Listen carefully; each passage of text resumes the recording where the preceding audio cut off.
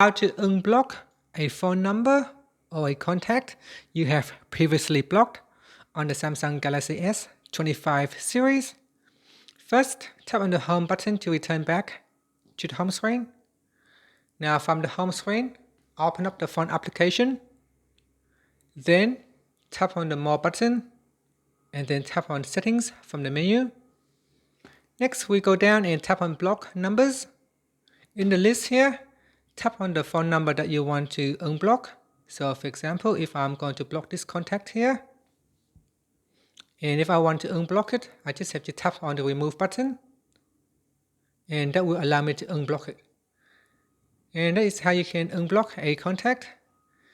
Here, another way to do it is if you block this contact through the information card, you can always go back in here. So tap on that contact, and then tap on Information, and then tap on More, and then tap on Unblock Contact.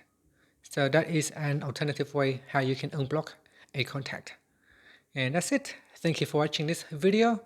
Please like and subscribe to my channel for more videos.